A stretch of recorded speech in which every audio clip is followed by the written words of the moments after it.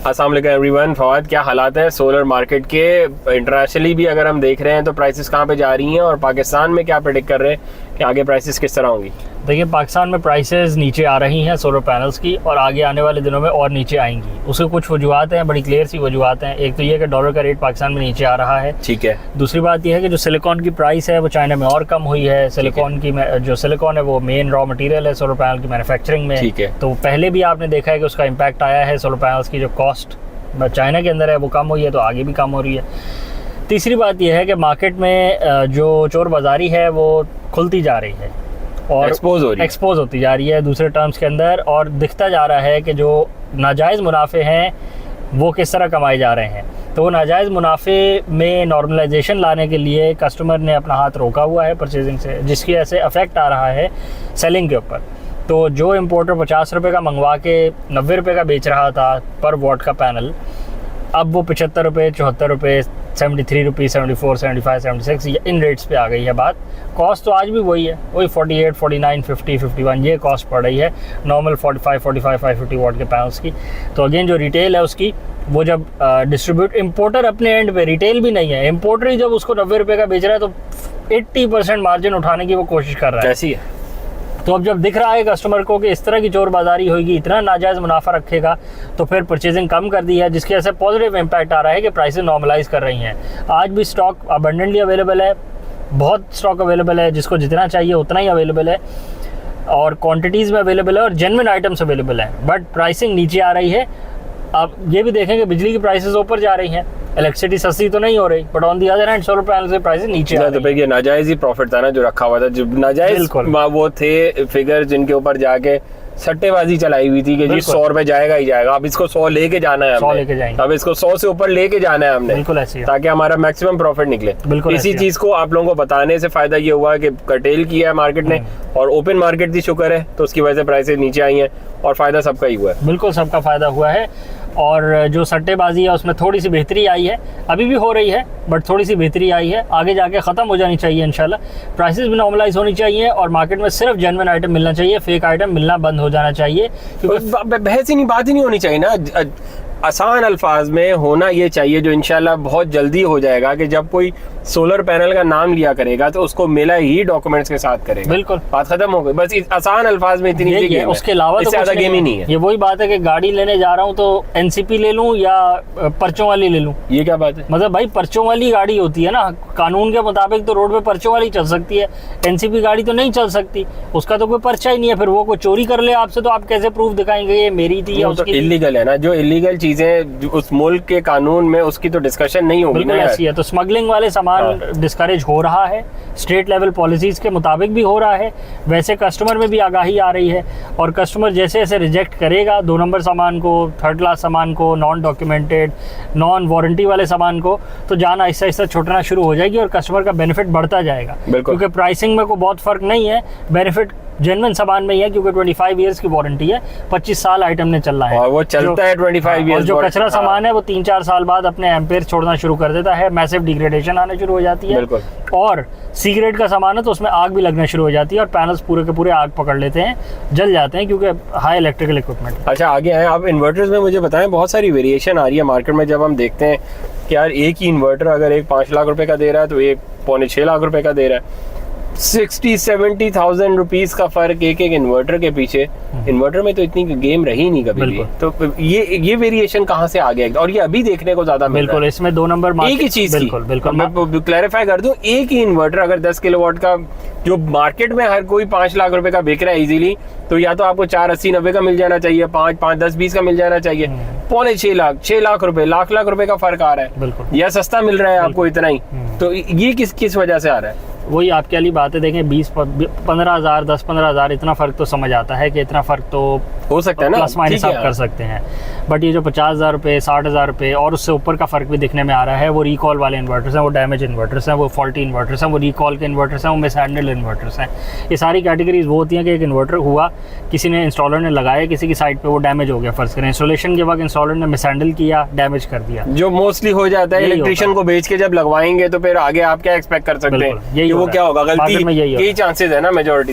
धमाका हो गया, इन्वर्टर का कुछ डैमेज हो गया, उसको वारंटी में भिजवा के उसको क्लेम करवा दिया और क्लेम करके डब्बे में दोबारा से पैक कर दिया, डब्बे में दोबारा से पैक करके उसको बेच दिया, या फिर कम कर दिया। बिल्कुल, या फिर उसकी जो वारंटी क्लेम करवाई वो किसी की छोटी सी लैब से करवा दी, किसी सदर की छोटी सी लैब से करवा दी, ताकि कंपनी को पता ना लगे कि इसकी एक वारंटी क्लेम हो चुकी है, उसको दोबारा डब्बे में पैक करके दोबारा बेच दिया।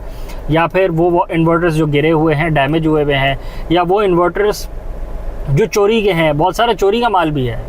3 साल पहले की मुझे याद है कहानी, वो स्पेसिफिकली याद है क्योंकि वो पहली दफ़ा एक देखने में आई, 3 साल से भी पुरानी बात है। वो जी एक बंदा मार्केट में चोरी का इन्वर्टर लेके घूम रहा था, 15-20 किलोवाट का था, कि ये मुझसे ले लो, और वो 50-60 हज़ार रुपये में बेच रहा था उस वक्त। 15-20 किलोवाट का ऑन इन्वर्टर था। तो वो पता लग गया देख के कि चोरी का इन्वर्टर है। तो उससे जब बात फैली तो फिर उसको किसी ने खरीद भी लिया उससे, और उसने फिर आगे कस्टमर को भी रीसेल किया। ये मार्केट के हालात है। तो अभी भी यही हो रहा है कि 2 नंबर सामान, आइटम जेन्युइन है बट वो फॉल्टी है, वो रिपेयर्ड है, वो लगाते हुए डैमेज हुआ है, उसको रिपेयर करके डब्बा खोल के दोबारा लगा दिया है।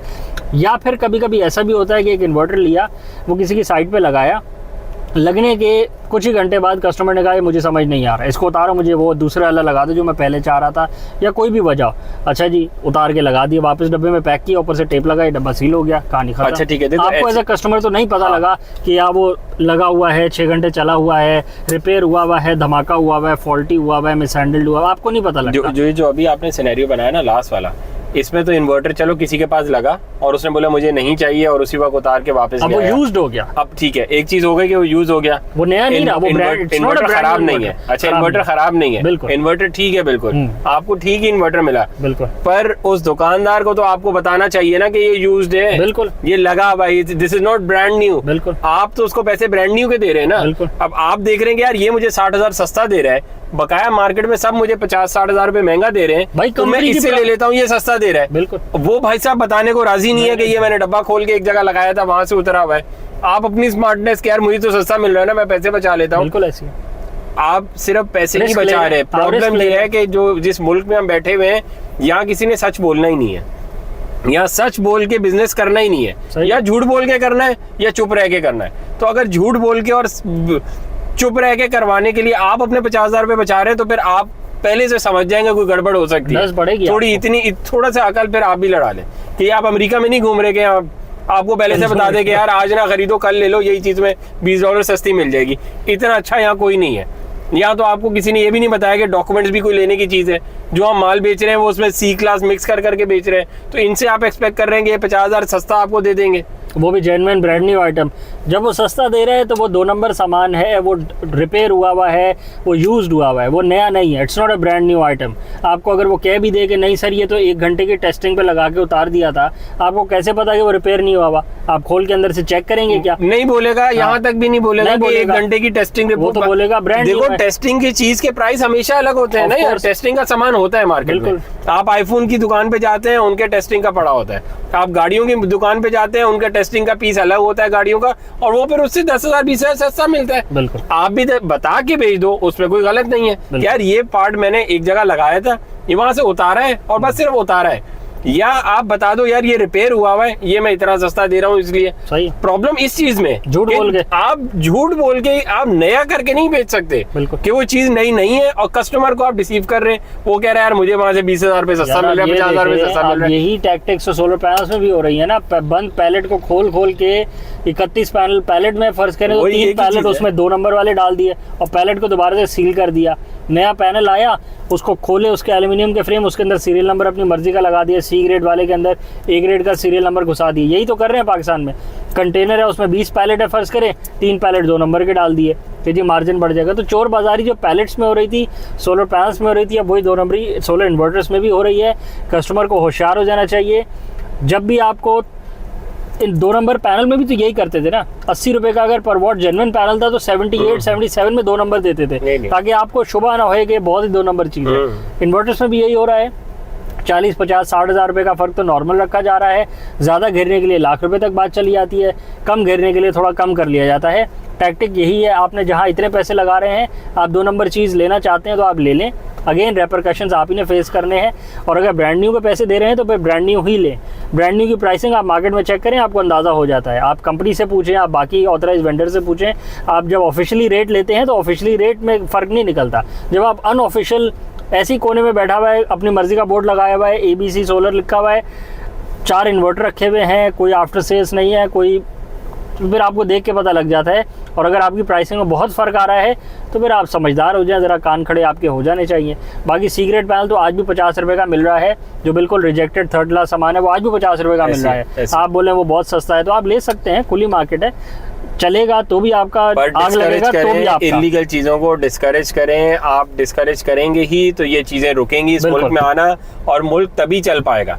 अगर आप लेते रहेंगे कि क्या हो गया, चोरी का है तो क्या हुआ, मैं ले लेता हूँ। आपको अल्लाह ने अच्छे खासे पैसे दिए हुए, आपको ज़रूरी चोरी का सामान जाके लेना है। आप किसी का चोरी का सामान आज ले रहे हैं, आपका भी तो उतर के फिर चोर बाजारी में इसी बिक रहा होगा ना, फिर आपका भी चोर उतार के बेच रहा होगा और फिर कोई उसे खरीद रहा होगा, तो वो साइकिल कहीं रुकेगी नहीं। वो चोरी की एक्सेप्टेंस मार्केट में बढ़ती जाएगी कि हर बंदा जब खरीदता है तो वो चोरी वाला सस्ते में खरीद लेता है, तो फिर चोरी का कहीं से क्रिएट तो होता है ना, या वो आसमान से गिरता है, वो किसी के घर से चोरी किया जाता है या किसी की फैक्ट्री से चोरी किया जाता है। तो फिर गलत चीज़ों को रोकना चाहिए, गलत साइकिल्स को रोकना चाहिए, गलत प्रैक्टिसेस को डिस्करेज करना चाहिए, और अपने एक्शन से डिस्करेज कर सकते हैं आप। सिर्फ जब अपनी परचेजिंग की बारी आए तो आप सस्ता सस्ता सस्ता, चोरी का हो, स्मगल का हो, फर्की किसी को ना पड़े, और जब बाकियों की बारी आए तो फिर आप कुछ और करें, तो वो फिर गलत बात हो जाती है। चैनल को लाइक करें, सब्सक्राइब करें, ज़्यादा से शेयर करें, और अपने एक्सपीरियंसेस का भी शेयर करें नीचे कि अगर आपके साथ कोई ऐसे एक्सपीरियंसेस हुए हों और आपको अंदाज़ा हो गया हो या आपको भी पता लग गया हो असल कहानी क्या है, तो फील फ्री टू मेंशन, ताकि बाकी लोगों को भी बेनिफिट मिल सके इससे। Thank you.